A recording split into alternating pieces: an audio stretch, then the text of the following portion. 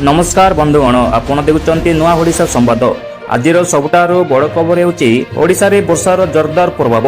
गत किछि दिन धरी राति रे सिजुतिबा ओडिशा को शेष रे मिलिछि बड़ आश्वस्ति।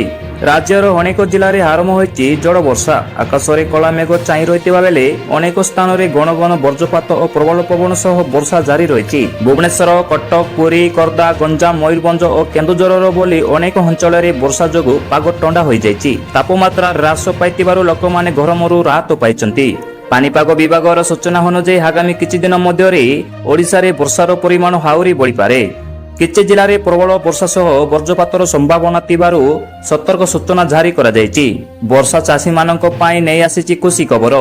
खरीफ चाष पई जमी प्रस्तुत हेउतिबा बेले एई वर्षा सफल पई बहुत लाभदायक हेबो बोली आशा करा जाउछि।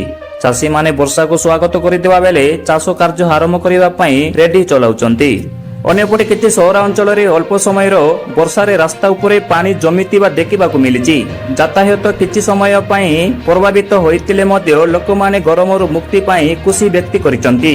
तेबे वर्षा समय रे सतर्क रहिबाकू पानीपाग विभाग परामर्श देइछि। वज्रपात समय रे घर भितर रहंतु एवं गछ तले विश्राम नेबारु दूरेई रहंतु। या तिला ओडिशार वर्षा को नै सबुठारु बड़ अपडेट। एई बोली ताजा खबर पई नुआ ओडिशा संवाद को सब्सक्राइब करंतु। धन्यवाद।